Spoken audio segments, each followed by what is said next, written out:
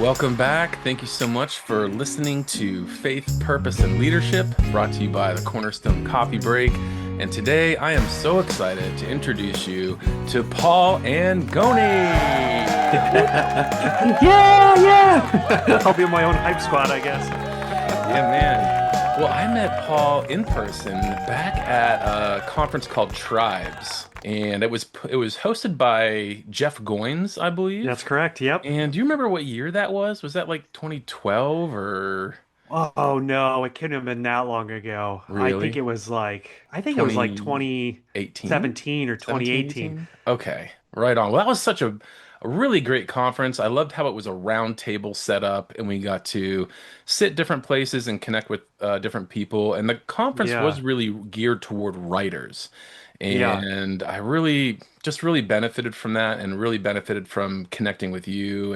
So one of the first questions I have for you, this being the podcast of faith, purpose, and leadership, Yeah. is there a way that you feel like Hmm. you've significantly grown or been challenged in the areas of faith, purpose, and leadership within the last couple months? Oh gosh. That is a great trifecta, first of all. That's yeah, I feel like I'm being challenged on all three all the time, constantly, every day. Especially if you're living kind of an entrepreneurial life, which I am. I'm an author, keynote speaker, and then an actor, commercial actor as well. So it's like this weird trifecta of things. And every week, it's a new adventure. It's a new journey. I never know where the money's coming from. I never know how we're going to make it. And it's a full family affair because my family does commercial acting too. So I would say my faith, my purpose, my leadership is constantly being stretched. And I think what I've learned the last couple of weeks, especially, is it's been interesting. I'm recircling back to my first book, 101 Secrets for Your 20s. And that was my most successful book. And I got to do a new addition to it. So it came out 13 years ago. So I've got Wow. to circle back and and work on that again. I've been writing on it. I've been adding more to it. And now I'm getting ready to do the whole like push marketing push and radio interviews and all Love this it. stuff. I need to start making videos and kind of ramping back up. It's like this full circle moment going back to where I started as an author. But now I feel like I have a lot more to offer and a lot more to give, but I can't hide away from it. And I Yeah. think that's where I'm being stretched right now is when you release things into the world, whether it's a ministry, a book, an idea, whatever, so much of your worth is on this kind of seesaw Mm. of is this going to be accepted? Is this not? Are the reviews good? Are they not? Are the sales good? Are the numbers good? Is my church big enough? All, this seesaw of what we feel like is this deemed successful or not? Yeah, so it's so easy to tie our identities around whether or not we think something was successful, something that we put out in the world. Yeah, exactly. Yeah. And I think I'm constantly just being reminded that we don't see through the lens of eternity. Hmm. Our lens is so narrow and so small. Hmm. So I'm constantly being reminded to myself to not be so quick to label something a failure or really to also label something a success. Because I've learned that a lot of the time, the things that I thought were the hugest failures, that I totally blew something, that didn't work out, well, sometimes those have led to my greatest successes because they forced me to go deeper in things. They forced me to talk to more Yes. people. I've had to be more creative. It's led me to my deeper successes. And then the things that I thought were, oh man, that's a huge success. Like, oh, that's going to be the ticket. That's the Willy Wonka golden ticket, right? And then you get there and it was all a sham, and it all blows up. And you're like, well, that wasn't actually a success at all. That was just like an ego stroke for me for a second. Mm. So I think I'm constantly reminding myself that so that I don't get discouraged or I don't get too puffed up one way or Yeah, the other. I just keep doing the work I love that. and I stay consistent with it and I just trust the Lord that God, it's the whole you're throwing seeds and Lord, I'm throwing the seeds and I'm going to do my best to plant them to the best of my ability, but in the end, you're going to spark the life underground and grow those roots. So Mm. I'm constantly being reminded of that and trying to challenge myself with that, I guess. Yeah, so much of life is based off of faithfulness, doing something I feel called to do and not knowing what the results are going to be, trusting God with the results. Yes. And I have your book right here, 101 questions you need to ask in your 20s. And I just want to point out something you wrote in here that just connects directly to what you said about Yeah. the one question, question number 23. What are my problems and personal pain revealing to me about my purpose? Hmm. And what you just said there of like you try different things and it doesn't work out or it fails, but those are the things that often shape your path forward for Yeah. moving. And so Yeah. just because something didn't work out doesn't mean it was lost or a waste of Yeah. time. Totally. Yeah, and that's, every book, people always ask me, well, what was your motivation for writing 101 Secrets to Your 20s or 101 questions you ask in your 20s? Like, what was the motivation for that? And I always answer, I joke, and I'm serious, is that I felt like such a failure in my 20s. Like I just felt like I was just totally blowing it and I couldn't figure it out. So I became very passionate about, first of all, how do I figure this out? What questions do I need to start asking? Because obviously I have no clue. And then also, I became passionate about helping others and talking to people about it and realizing I wasn't alone. Hmm. And that's another thing. When you start being honest with your struggles, your problems, your pain, first of all, you're more passionate to help other people with that because you know what it's like to go through it. And so you will overcome way more obstacles on the path to helping others because it's so deeply meaningful to you. Hmm. And that's been my case for helping people in their 20s because it's just a rough decade of life. Like it's hard. There's so many big things happening in your life, and it's hard to know what is the right path to take. How do I figure out my career, my relationships, my passion, my purpose, all these things that you Yeah. talk about in your podcast. And so I really realized that that pain and that struggle, you mean that really was, that's my whole platform. That's all my books. And that's where I learned the best lessons because there's something invaluable that happens to each one of us when those crutches that we used to depend on are kicked out from underneath us. All these sick, broken crutches that don't really work anymore, but we just keep holding on to them and clinging to them. Hmm. When those start getting kicked off, and I felt like the Lord was teaching me that, like Paul, I would not be a good father if I didn't teach you and let you learn how to walk on your own and to grow the strength in your legs and to go through these things so that you could be stronger.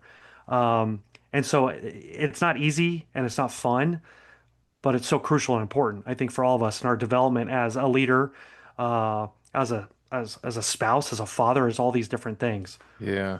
I'm reminded of a quote. When I heard you speak at the Tribes Conference, I took a picture of a quote and I've shared it a number of times, but I feel like I'm going to butcher it now because it's from memory. But the quote goes something like this: We don't connect over our pretend perfection.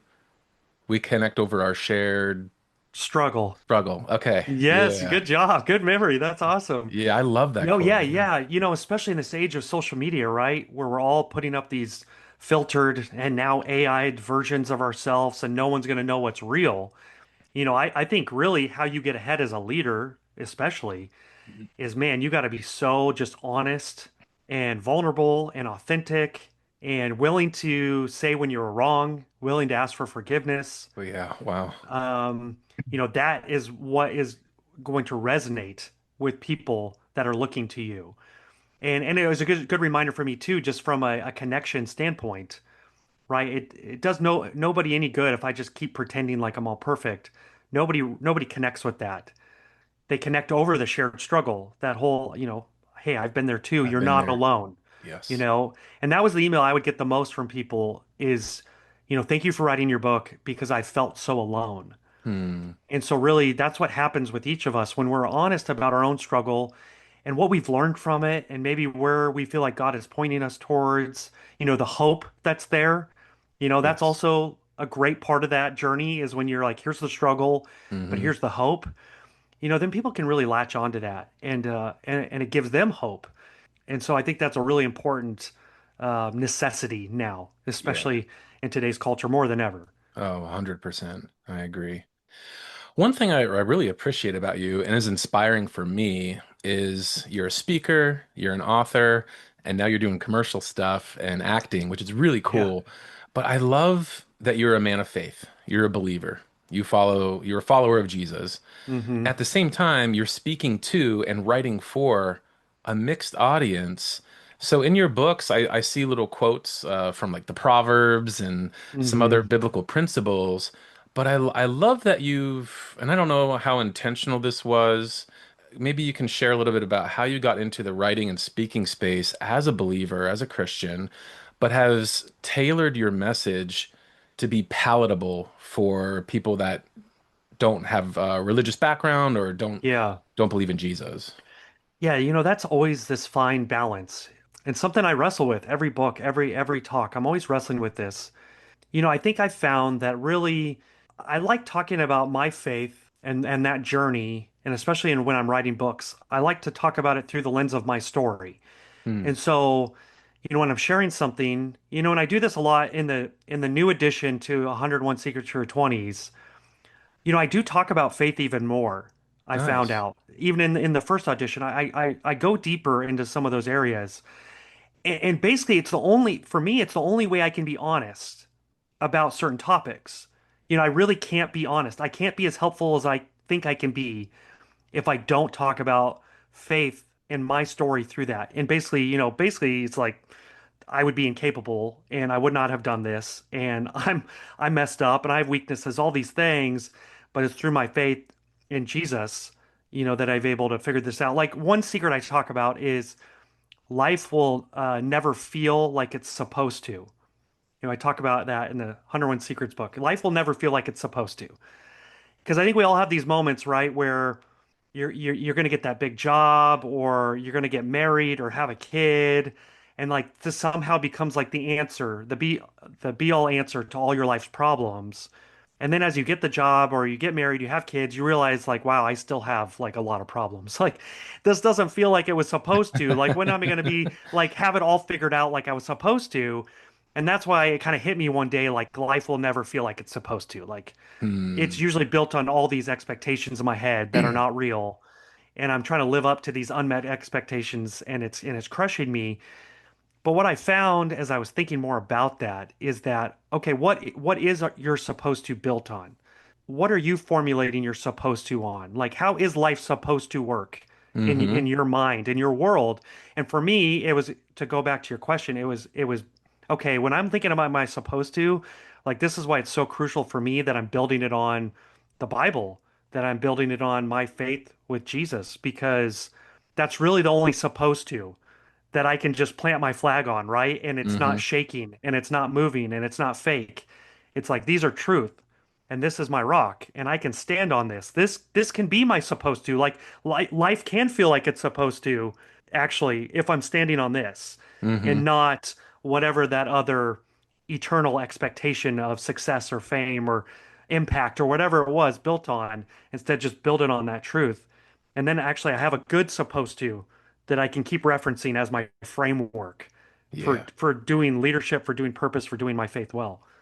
And I think one thing I love about the Bible is it doesn't pull any punches. It lets you know that life isn't going to be fair all the time. I mean, we have Yeah. a lot of the leaders in Scripture. The Apostle Paul, I was shipwrecked 3 times. I got bit by a snake. I've been imprisoned. Yeah. I've been hit with rocks and Uh-huh. stuff. And one thing from your book, the 101 Secrets for Your 20s, which what anniversary is it? 20th? No, it's 10th? 13. So it 13. released 13 years ago and now the new edition's coming out. It'll probably be out now. And so yeah, 13 years later, I went back and added about 33% more in bonus secrets and stuff, but all the secrets that were in the first one are still in there too. So it's just Oh. like an added more meat to it basically. Well, let me reference secret number 68, which is frustration can be the best guide to leading you where you need to go. Hmm. So when you don't have all those supposed tos Hmm. lining up, when life isn't working out the way it is, when you are getting frustrated, I like how you describe that frustration in this not chapter. Is each one a chapter? I don't know. Yeah, it's a weird Yeah. book. It's a Okay. list in book form, In each so number, it's its you own thing, but it's a secret. Each yeah, it's secret. It's a you, secret. you describe frustration as the cattle prod to move you toward your future. And go ahead, be frustrated. Yeah, Just make sure you yeah. do something productive about it. Hmm. And I think Yeah, that's really good advice from you. yeah. You can medicate from your frustration. You can hide from it, or you can be like, God, what do you want me to do with this? What are you trying to show me through this? Because maybe I'm supposed to do something about this frustration. So you're right. I Yeah. think it can be a great just kind of signpost that says, hey, this is bothering you for a reason. You got to look at this, pay attention to it. Yeah. No, really good. And so I'm really grateful that this coming out with a new edition and that you added 33% more. So it's going to be like the 131 or Well, 135 so there, secrets. there's 10 bonus secrets. So it's technically 111 secrets now. Okay. But also, as I was going through it, I kind of thought I was going to do like a simple refresh, like just update. Like I was worried about the terminology. Like I talked about Facebook all the time. And Hmm. I'm like, oh man, I'm going to sound like, who is this old guy that's just like, Right. does he know other social media platforms exist? And it's like, no, I didn't, because they didn't exist when I was writing it. Right. So I started doing that, but then as I was going through the original secrets, I would look at it and be like, man, I stopped that so short. Hmm. Like, I have so much more I want to say about that now. And Yeah. so that's where more of the additional content came. It just came in the original secrets, but I was just like, no, man, I did the readers a disservice there. And mainly because I didn't know what else to say at 29 when that book came out. Hmm. And now at 42, it's like, well, I've lived a lot more life in that arena, so here's some more advice there. So Yeah. that's where that extra. So it's 10 bonus secrets, but then just a lot more meat leading up to Hmm. that too. I love that. Something I used when I used to be a young adult pastor, and actually during COVID, I just want to say thank you. And I'm just so grateful that you took time during COVID to hop on a Zoom call with a whole bunch of our young adults from the Yeah. church, and you did a session for us. And one of the things that everyone's angry about with the pandemic is we were all on Zoom all the time. But one of the Yeah. cool things is I don't think I would have been able to afford to fly you in from, I think you live in Colorado, right? Yeah, that's right. At the time, I was in Colorado. Yeah, I wouldn't have been able to fly you in to, to have you speak to my young adults, Yeah, but yeah. man, we were able to jump on a Zoom call. All my adults were on the Zoom and got to have you speak. And one of the things that I did was I had a segment at the beginning of every young adult gathering called Adulting 101, where I was just trying to help these 18 to 29 year olds Uh-huh. just move into adulting in a fun way. And I used Yeah, your book, 101 Questions You Need to Ask in Your 20s, yeah. as inspiration for that segment. Oh, that's great. And I have bookmarked some of my favorite ones. One of the ones I already mentioned was what are my problems and personal pain revealing about my purpose? And I think really reflecting well and on the areas where I have blown it and made mistakes and learned from it, or bad things that have happened to me that I have no Hmm. control over. Hmm. Can I still draw lessons and meaning from that, even if it was wrong or sinful of the other Hmm. person? I have enough faith in God as the Redeemer that Yeah. He can use that bad experience that was done to me as a way Hmm. to bring about more life, just like the Yeah. cross, just like the Yeah. cross. Hmm. A second one, and I would love if you could lean into this. Especially now, where's the future of work headed, and what does having a successful career look like? Oh gosh. Yeah, that is tough, right? It looks like so many different things now. I've lived a very different career path. We talked about a little bit, even before we jumped on. I've always kind of pictured my career as like a wheel and it's Ooh. turning and there's different spokes that fit within this wheel. And sometimes I gotta figure, sometimes the spokes break, sometimes they don't fit anymore. So I'm taking out spokes and I'm putting in new spokes, but I'm trying to figure out what fits within this wheel to keep things turning, to keep things moving forward, to keep making money, but also making sure like it's moving me towards the future that I am Mm-hmm. envisioning and what I feel like is purposeful. I definitely I err on the side probably almost too much of I want to do work that I feel like is meaningful and purposeful, and I feel like God is calling me to. And then, the money, I got to I'll make figure that money. out. At some point, that'll just work itself out. That's kind of been my career path, and thank the Lord that He's faithful, that He's helped us do that.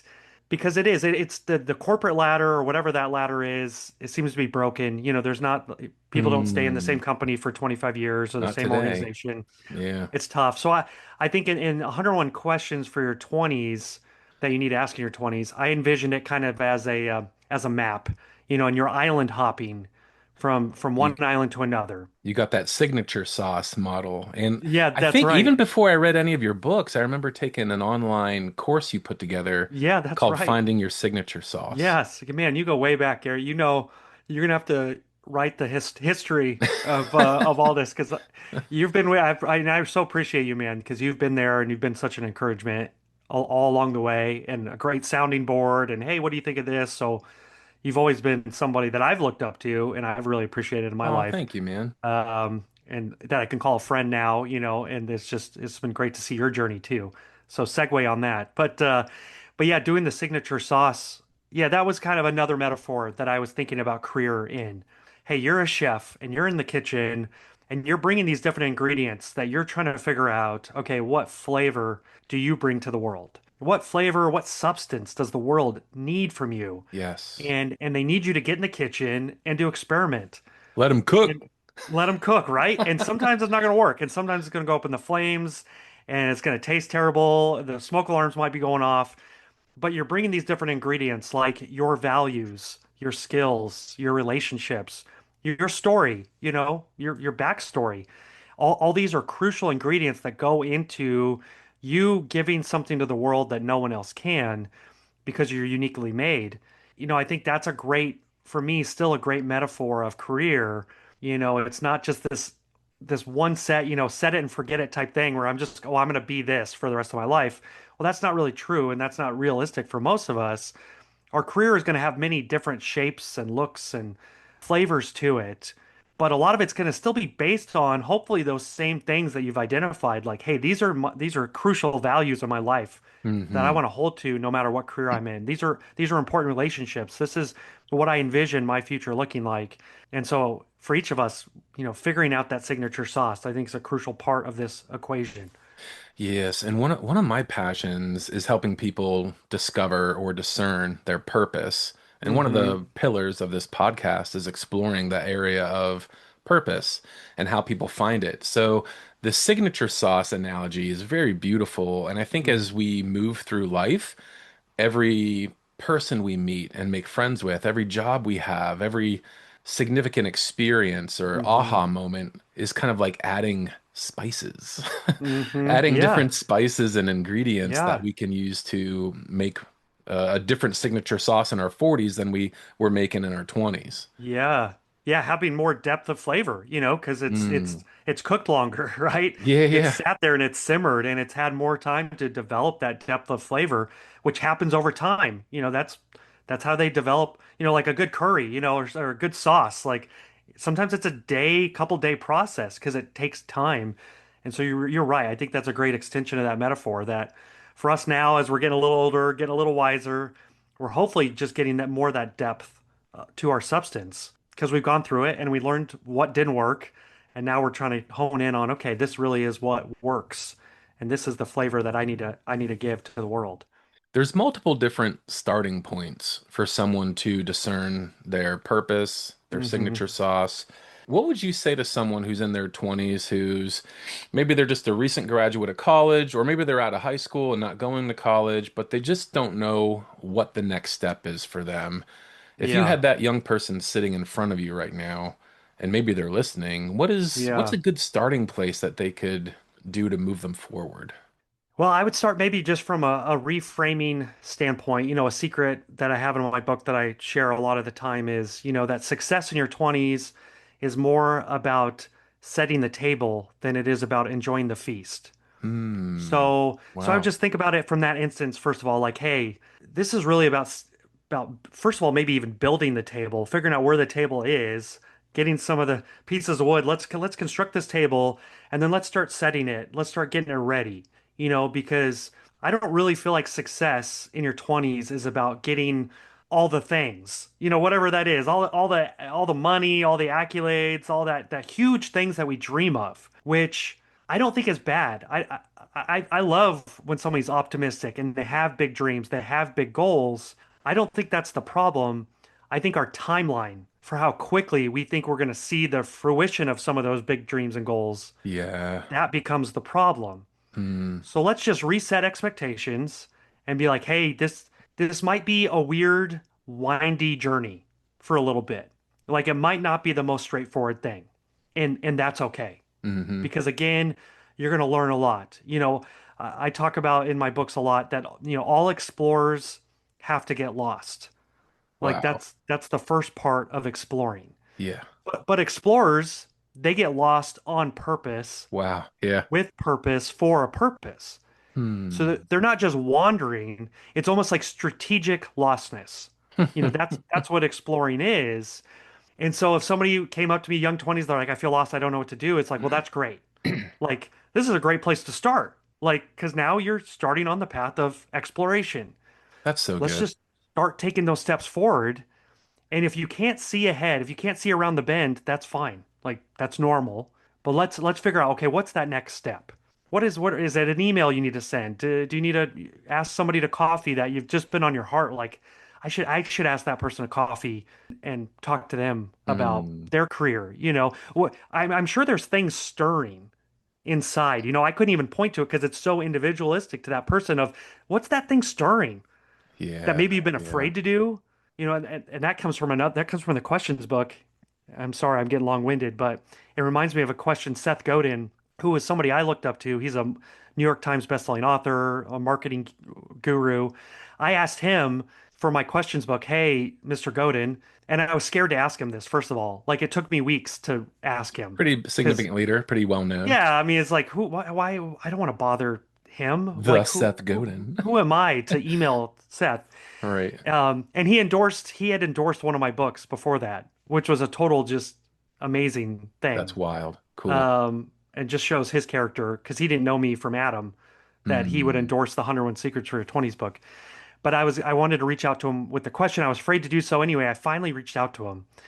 And within like 2 minutes, he responded with a question. And Wow. I said, what question do you feel like 20 something should be asking?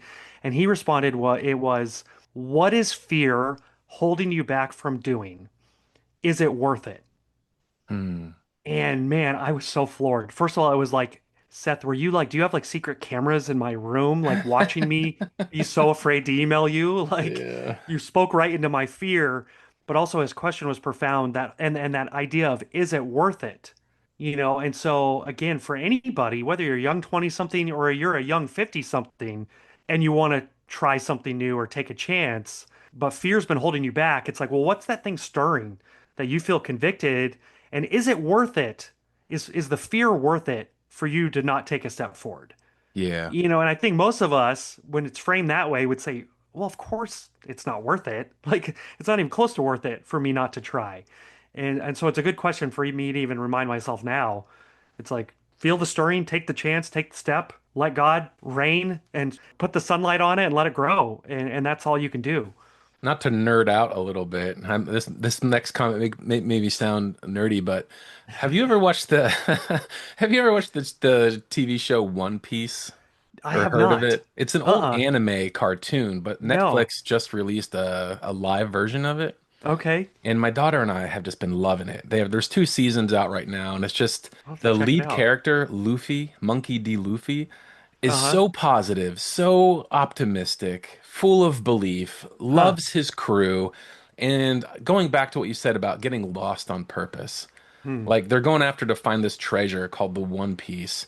But so often in their journey, they have no idea where they're at or how they're getting there, but they're Yeah. going together. And you just see Hmm. this optimism and faith kind of move them forward on this Yeah. journey where they're all being formed individually and as a Hmm. team. And I just think that's a real great picture for life and a great mindset of Hmm. positivity, belief, and optimism. But Well, also, oh, go ahead. well, sorry, it's a great metaphor too, because on the exploration metaphor, explorers, they didn't do it alone. They didn't Yeah. go out alone. And I talk about that too in the when I read Into the Wild, Oh, wow. or watched the Yes. movie Into the Wild, and I talk about that in one of my books. Alexander Supertramp, he's going on his great Alaskan adventure by Hmm. himself. If anybody's seen the movie or watched the book, like it's been out a long time, so I guess we can ruin the ending, but It's like not so much a spoiler right now. it's a tragic ending It for him is, because truly. he's all by himself. Yeah. And that was for Mm. me, like it spoke so close to home because I related so much to that character. Like I want to find truth at all costs and I want to go and search it. But it's a great reminder for what you just said is explorers, they never went out by themselves. Hmm. You know, Meriwether had Lewis, they had Buzz Aldrin, had Neil to go out and do the explore the moon. Everybody has somebody with them so that if stuff happens and you get sick or whatever, you have people with you to pick you up. And And so that is a great metaphor for that. and that's a significant theme that you touch on in the book. 101 Questions is stop networking only and start Hmm. relationshiping. Hmm. Relationshiping? I don't know if that's the Relationshipping. Yeah, relationshiping. There it relationshipping. is. Yeah. Yeah. It's when we're adding ings to everything, that was everything's an ing, everything's a verb. But I do like number 48 of 101 questions to ask in your 20s is comfort and challenge don't play nice together at the same table. Am I Hmm. looking for a challenging job or a comfortable one? And going back to you said what you said, and a lot of people in their 20s want to have everything right now. Hmm. And I remember being so I graduated college back in 2005. So what I'm going to say next, we'll just have to like add inflation to it. But I remember asking a friend of mine, a kid named Emmanuel, I said, "Well, when you get out and get your full-time job, what do you expect to be making Yeah. right out of college?" And his answer kind of blew me away, but he said like 50 grand. Uh-huh. And I was like, 50 grand back in 2005, right out of college. I don't really know too many people that are making that. Yeah, that was pretty good. And I saw all my siblings go to Enterprise Rent-A-Car right away Mm, because they hmm. started you out at like 35, 38. Uh-huh. And I'm like, but they work you hard. Yeah. And one of their values is we work hard, but we reward hard work. Uh-huh. But I just remember thinking, I do not want to work 5 days a week, 7 in the morning till 7 at night, and then a half day Yeah. Saturday. I would rather make less money, but do Mm, something that I feel is more purposeful. yeah. So I went into ministry right away, making like 18 grand a year. Yeah. So my siblings and other people might have made more money, but I feel like Yeah. I chose challenge and I chose Mm, something that was more purposeful. mm, So for young hmm. people that are maybe trying to figure out what's my next step, maybe you're not going to pick something that makes you a ton of money, but you're going to make something Yeah. that forms you as a person that Hmm. is worth so much more Yeah. than a couple extra zeros in Yeah. your paycheck. Yeah, no, it's so because if you're building your skill set, if you're building your skill set in your 20s, that's more S- valuable than a Setting huge that paycheck. table. If you're building your vision and you're getting that grit and that humility because you're also building your character. And I think many of us realize now, especially as we look down the road of, that leaders, they don't really fall apart or they don't really fail because of a lack of skills most of the time. They fail because of a lack of character, Yes, failings in 100%. character. And so again, those challenges that you go through that are just building that table, they're building your character so you have that foundation so that if success does come in some shape or form too, that it doesn't crush you. Yeah. Because success can be the most crushing thing of all. Wow. Um, Truth you know, bomb right there. fame and glory, like we can't handle that stuff. We Hmm. just literally can't. And it's a certain type of person that can just like, first of all, just give it all to the Lord and then just kind of escape it. The actors that make it in Hollywood, they're not living in Hollywood. They're living like on a remote ranch in Montana Hmm. and they do the movie and then they get out of town because they know just everything about the success and the fame and the pictures and everything. It will just crush you, good and bad. So again, going back to that challenge is growing your character, and that process is so important because you have to lift those heavy weights Right. to grow the muscle. That's training 101. And so that's so true of our internal work as well. Yeah, and that's what setting the table looks like in your Hmm. 20s is Yep. cultivating that vision, being selective and choosing the work that you're getting involved in and not necessarily for monetary gain, but for skill shaping, for character Hmm. shaping, and cultivating that vision for the long term and being able to sacrifice now for greater Hmm. gains in the future. Yeah. Oh man, I can relate to that. And I talk about that in my books, from like sleeping in, like my wife, we had two kids. I'm going to try to go full time as an author. It's a big financial stretch. I left my full-time job in marketing. She's working part-time. We're just trying to make ends meet, and we're sleeping literally in a closet Wow. of the master bedroom because the kids are in the master bedroom. And thankfully, the closet was like at least you could fit like a double mattress in there. Yeah. So, because that was like our second room, and my wife and I slept on the floor of the closet. And I remember my mom coming in and seeing us, and this was not in our 20s. This is like early 30s, as we're just trying to figure this out, trying to build something. And I remember my mom being like petrified when she saw the reality, like, Oh, you guys are sleeping in a closet, how moms are, like sure. almost tearing up. But for us, that time and that season, that space was so freeing. Mm, It was so much freedom there because we were energized and we were building and we were trying to grow the business and we were sacrificing a lot and we weren't comfortable at all, literally not comfortable. And so it was a good motivator too, but it was like let's just forego a lot of that stuff, the stuff we don't need. And what are our non-negotiables? Because hmm that's what you're trying to figure out. What are some things that are non-negotiables? Like for us, it wasn't like a big place. Like we could negotiate that. We don't need a big place right now, but like we need some time so we can mm, build, and that's what we were gaining by being really low on our expenses. We're just right. like we're gaining the time. And that's huge, especially in your 20s or even as a young adult. You'll never have more time than you do right now. You know, so can you use it wisely and grow that and invest in that so that it'll grow exponentially over Yeah. time? In a previous episode, I interviewed one of my mentors, Josh Beers, and he said this in the interview. He said, nowadays, comparison is a killer for Mm. people being able to find their purpose. And Hmm. so people will look at you and they see Paul Angone and they see your Instagram and your Facebook. They see that you're an author of multiple books, that you're a speaker. They'll turn on YouTube and see a Verbo commercial and like, oh, there's Paul and he's acting and he's got these commercial deals and they compare themselves and their success to what how successful you are now, but they Yeah. have no idea that you were sleeping in a closet Yeah. with your kids in the master bedroom. And so it's like Yeah. they're comparing their beginning or their middle Yeah. to your wherever, you're along in your Yep. journey, farther Yep. along. Yep. That's why, and it's such a good point, Garrett, and that's I started talking about in 101 Secrets of Your 20s. I first coined this phrase and it's stuck with me ever since. And I talk about it again in the new edition, but I talk about, the new OCD, a different kind of OCD, obsessive comparison disorder, Yeah. and how it's like the smallpox of our generation. Mm, And to that point, like it just kills us. It just crushes all creativity, peace, joy, motivation. My wife and I were just talking about this today, and it doesn't go away. mm, Again, there's no level of attainment that you're going to get where all of a sudden you're going to be like, okay, I don't need to look left or right anymore. Like, I don't need to compare. Like, there's always the enticing allure of somebody doing more than you.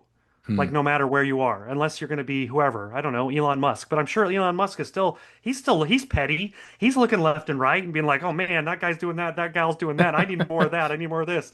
I'm sure he's still playing the comparison game, but we just can't do it, And I was just thinking about like, I mean, just picture trying to full speed, run full speed. I want everybody to do this. Like, get off this interview. Well, actually, don't do this. I'll do a disclaimer. If you do this, it's at your own risk. But run full speed, but only look left, and then run forward as Hmm. fast as you can. And just try to do that as long as you can. Just don't look forward at all. Just keep looking left, and then run full speed. Well, you're probably not going to run that fast, and then or you're going to run into something, or you're going to trip. You're going to hurt yourself. Yeah. Because obviously, if you're running full speed forward, you're going to be looking forward. Only a psycho would be looking to the left and running full speed. People will be calling the cops on you if you're running down the street looking to the left, like they've completely lost it.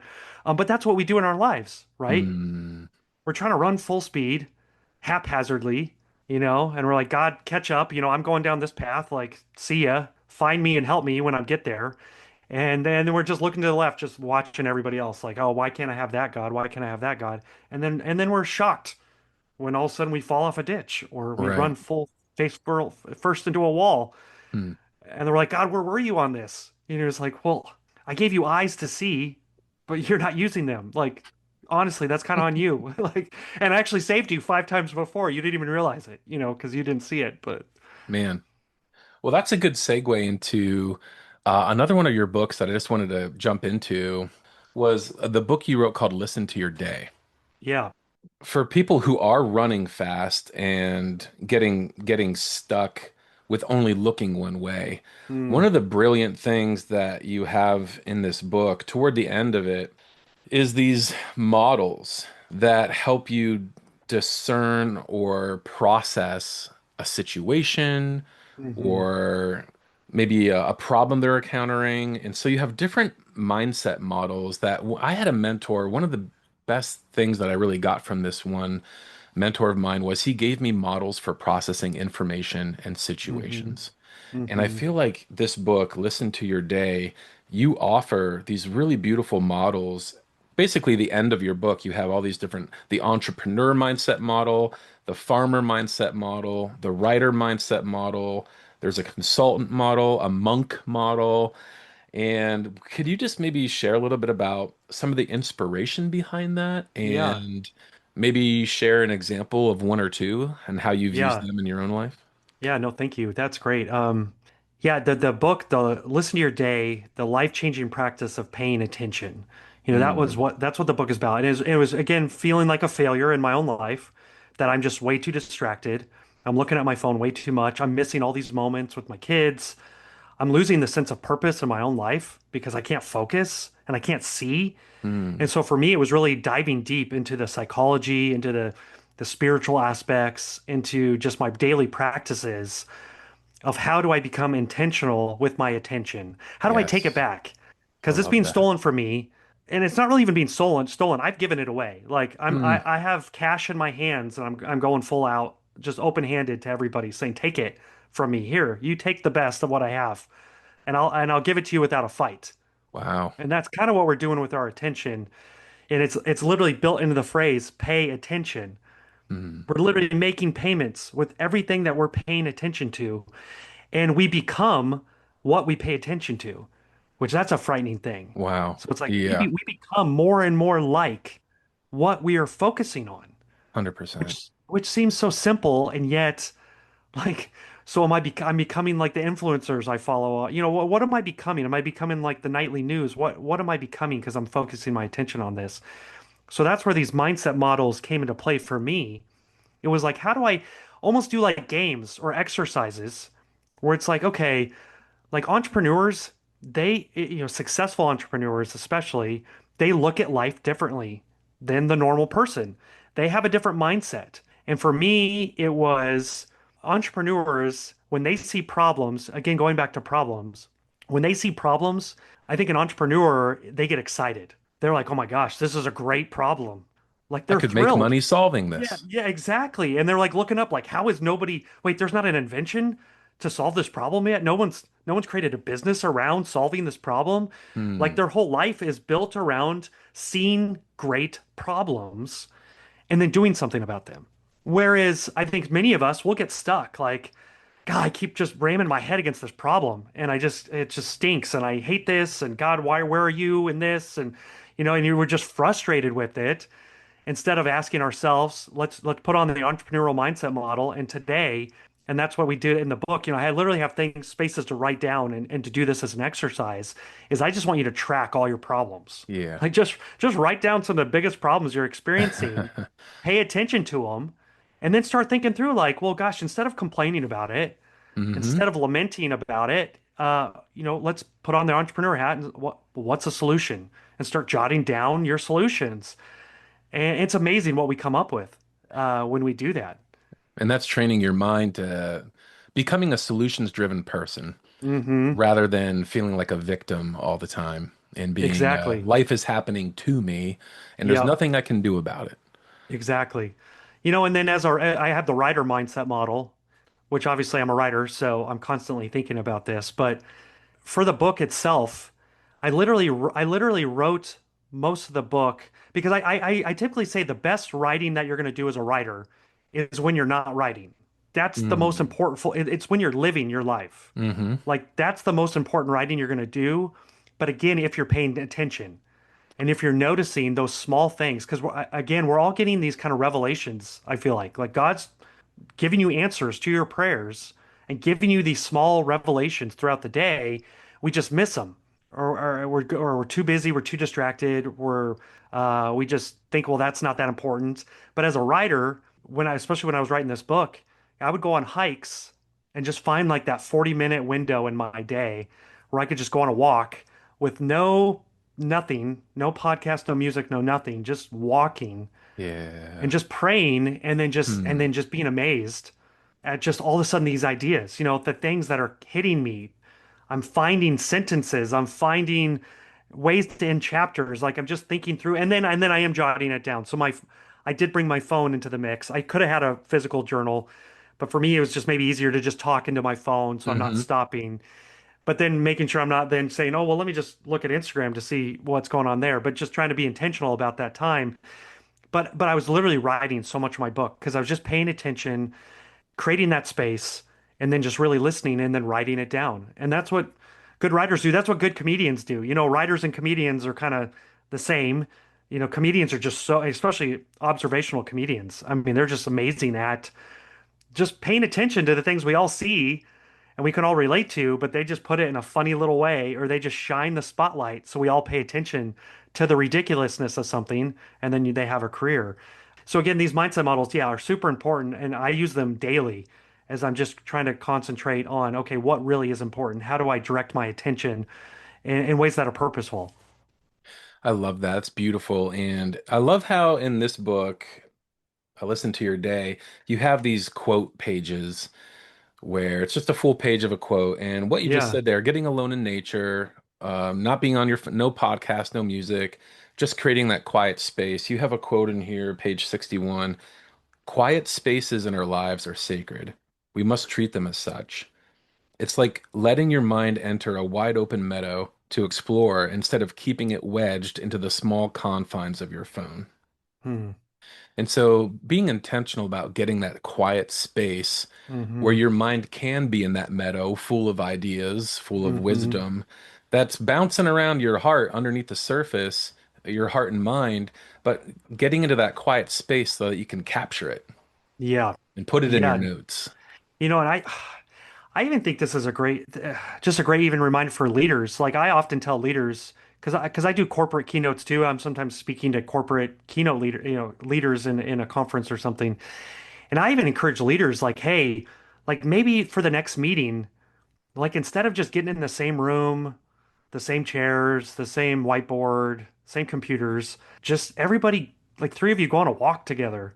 Just find a space and go on a walk and talk about what's going on, and maybe have some times of like, hey, 5 minutes, we're just not going to say anything, or 10 minutes, or like, let's just walk. And it's just amazing how many new, fresh ideas come when you all enter in that quiet space together, which you can do together sometimes, and just this new flow of energy and excitement. In psychology, all these studies are showing us all these incredible benefits from walking in nature. It's like this spiritual, emotional, physical, mental drug that's free, and all we have to do is just step out and walk. Yeah. Uh, but it's amazing how we miss that, just that quiet space to let those idea flows, because aha moments, they don't happen by accident. Aha moments, they don't happen by accident. They happen when we're quiet, when we're still, when we can actually hear. Hmm. And we've become so terrible at that. We think if we just every space with noise, that somehow we're being productive all the time. Mm, When really that's the most unproductive thing you can do is that's right. just constantly have noise. For the different mindsets, I imagine that they would be l leveraged the best in different situations.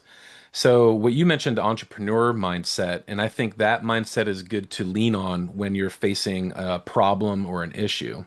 Hmm. But the different mindsets for different situations, like the Mm. farmer mindset, would that be for someone who's wanting to grow something in their life and they have to decide what am I going to give up and what am I going to plant? Yeah. So that'd be a good Yeah. mindset for someone like that. Hmm. No, I think you're spot on. Yeah, I think, and I think we go through many of these throughout the day in different ways. Because I think a lot of us we're trying to build or grow something. Even if we're trying to build our family and grow our kids upright.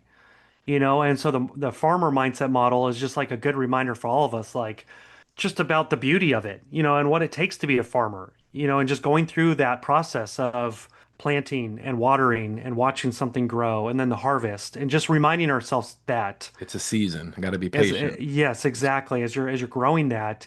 And then it could tie well with like the monk mindset model, That's that which quiet space.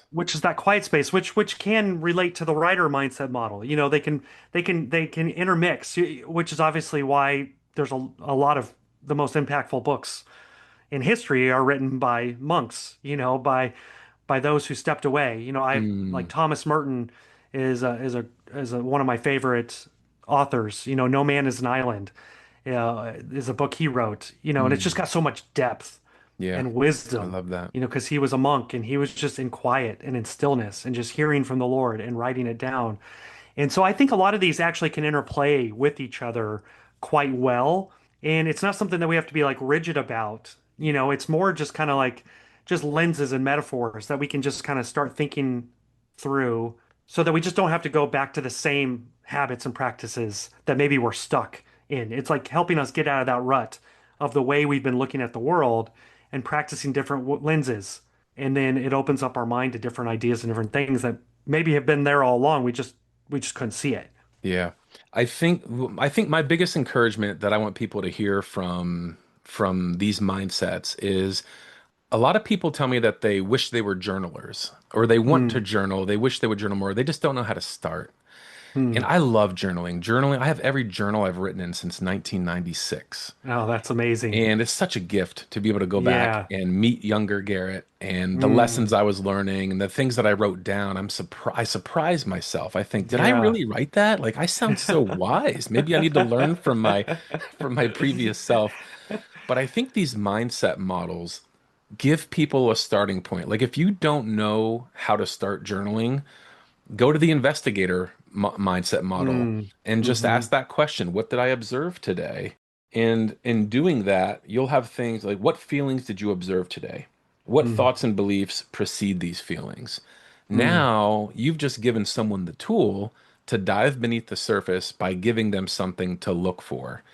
And mm, in that way, helping others process information and situations. So that's for mm, me, I think that's the most beautiful thing about your mindset models is that it gives people a tool to process and discern what's happening inside of them mm-hmm. along with what's happening outside in the world together. Yeah, that's a great way to put it. No, thank you.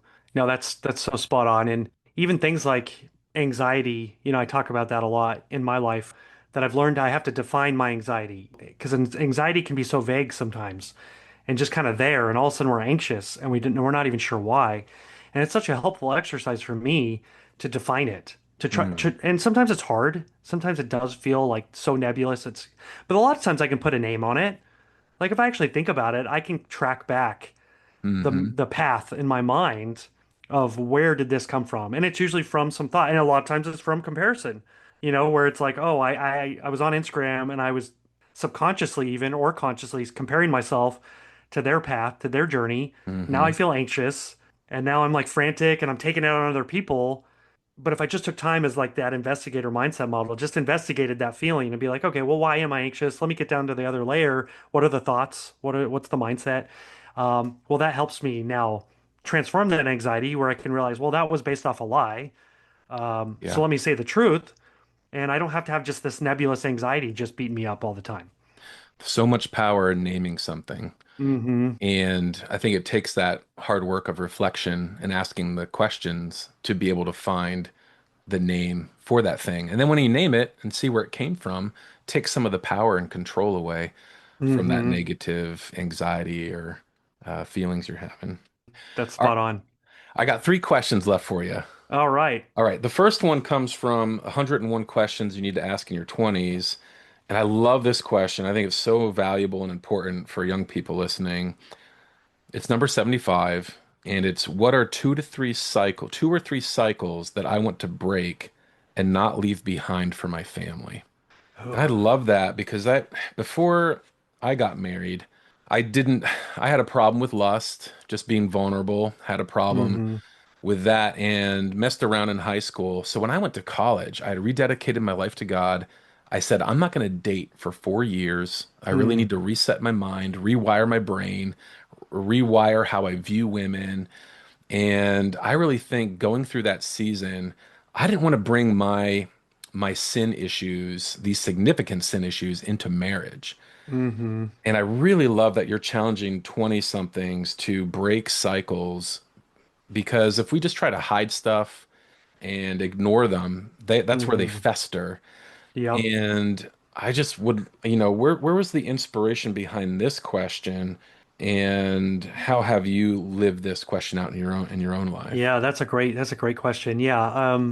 Yeah, again, very personal journey. A lot of these questions came from that, just this looking and paying attention to my problems and what I'm going through and what I'm trying to, and it actually came from a secret I think I wrote earlier in my 101 Secrets book of the secret of marriage will not fix any of your problems. Yeah, So based off what you're saying, it reveals more. right? It's like, no, it puts the floodlight on how many problems you've been hiding in the back of your closet, because when Mm, you're married and you're living on top of each other for the first time, in a maybe you're in closet, a small an apartment, there's not much space for all your baggage that you're bringing in. So especially I when think you're sleeping in a closet, right? right, yeah. Where are you gonna? We literally had suitcases that we were sleeping that were above us, and sometimes they'd fall off shelves and hit us in the face. Oh, It was literally we were literally getting pummeled by our own baggage, literally, wow, literally. in that closet. Yeah, it was just realizing that going through the trial by fire, I think that is marriage, Hmm. and obviously I think we all, again, that whole supposed to thing too. I think all of us, when we get married and we're like, hold on a second, like I thought I would have it all figured out when I got married, just somehow it would all be magically figured out, quote Mm, unquote. And then you get married, and then again, you realize, wow, gosh, I have a lot of problems or I have a lot of things I haven't worked through. We all go through intense communication training our whole lives, and it's called our family. And yeah. that's our communication training. Yes. That's our conflict resolution For better training, or worse. for better or worse. So I think, yeah, and then looking back at your own childhood, it's hard to know what's normal. I mean, what even does normal mean? But when you look back, and like I think we've all been there, where like we'll share stories about our childhood with somebody, like a mentor or friend, and they'll be like, "Huh, that's not." Most people don't go through that, or that's not normal, or we're like, Hmm. well, that's the only reality I knew. Yeah. And so it does take time to, I think for me, it was just realizing that and realizing I was bringing a lot of anger, especially into Mm, marriage, wow. and I was not handling conflict very well. Okay. I was kind of like that like caged animal that you get in a corner, and you don't want to get that animal in a corner because it's going to really fight its way out, Yeah. try to escape and protect itself. And I think that's how I pretty much handled conflict, just because for me, conflict was something to escape as quickly as possible Super threatening. in Yeah. my house, and that's why I handled it, and that's how in a way, I kind of survived. Mm, So it was kind of almost like a necessary survival for me, but I had to kind of stop doing that and mm, not get so angry and feel like, well, okay, I have to go full fight mode because I'm trying to survive. yeah. So realizing I had to break that, and ask for forgiveness. And there's no, I talk about that there's no take backs in grown up relationships. As a kid, you could say take backs, like, or I didn't really mean it, or just kidding, and it's hard to Hmm. do that in grown up Yeah. relationships. It's that whole there's forgiveness, but sometimes you don't always forget. And so just having to go through that process and ask for forgiveness with my wife, ways that I, blew up and said things that I shouldn't have said, that I was just way too angry and not for great reasons. You look back and you're like, what was even the argument? We all have those too. Like, what were we even arguing about? Hmm. And so trying to break those off and just asking God to intervene and heal, getting down to the root of those issues. And maybe you got to find somebody to help you with that, depending on your perspective of, do you want to find a counselor? Is it a mentor? Is it a pastor? Is it a friend? Somebody that maybe you can confess things to.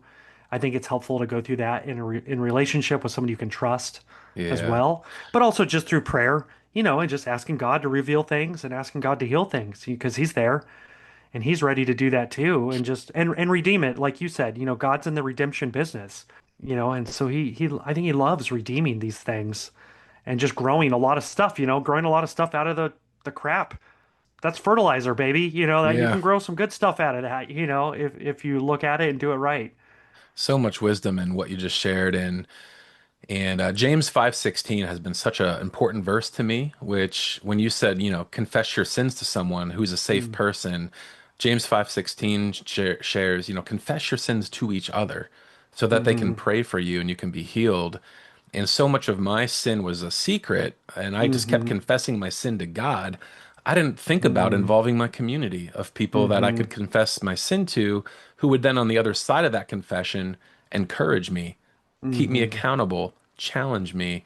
You can weed out, I think it's such wise advice to break cycles before marriage, but I never thought I was a very selfish person. I'm pretty generous, I'm pretty giving, I think, mm-hmm. to myself. And then I get married and I'm like, oh, I'm a pretty selfish person. Yeah. And then 5 years later, we had our first child, and I'm like, Uh, oh, I'm still selfish. yeah. I thought I worked Yep. on that. Yep, exactly. Yeah, it's a marriage and then having kids is a great magnifier. It's a great revealer of all Mm, things, which again, I don't do perfectly. If you got all my kids, my four kids here, and ask them what could daddy work on, they would probably have some good things to tell get their you. list out. So it's an ongoing process. None of us have made it. None of us have arrived in Hmm. any of these areas. That's a good thing because we're actively getting worked on and we're actively growing. Lifelong Um, learner, baby. it's a lifelong process. Yeah. My last two questions are questions I like to ask everybody to wrap up the episode. And that is, I love the idea of life, LYF, which is lead yourself first. So I'd like Mm, to ask you, what is one or two ways that you are leading yourself first? And then the second one is lit, LYT, lead your team or your mm, tribe. So whether that's your hmm. family or whether you are working with a team. So what's one or two ways you lead yourself first and some ways that you lead your tribe? Yeah, I would say the way I'm trying to lead myself first kind of ties into a lot of the stuff we've talked about is just even the way I get up in the morning and the habits for me, that's really important. So it's getting up, it's having, getting my cup of coffee, and then I created spaces even in my backyard. It's kind of been my fun hobby, like create beautiful spaces and ponds and fountains and flower beds, and it's just so life-giving to me as a practice, Hmm. gardening, and growing things and hearing the water in the streams, like, and that's my jam. So I go there, and I just really enjoy this space, and I have my Bible, and I pray, and I read and I ask God for his favor and his guidance and Ah, I love wisdom and that. just Yeah. starting my morning off right. For me, that's how I lead myself first so that I'm ready and I'm in a good space and I'm not frantic and I'm hopefully leading from a sound foundation instead of just letting the craziness of the day hit me from Hmm. square one, reading my emails right away Hmm. and just like, oh my gosh, how am I going to get all this done and just be frantic, so for me, that's an important way. Yeah. And it helps me. It just helps my whole day. And then, yeah, how do I lead, especially my family? Because we're kind of a weird family unit in a sense that, we have You're four all kids. actors. We homeschool all our kids Oh, nice. because all of us do commercial acting together now. So it's really like the family business, which is funny. I always joke, he used to have a bunch of kids back in the day to like work the farm. We had a bunch of kids to like do commercials all together.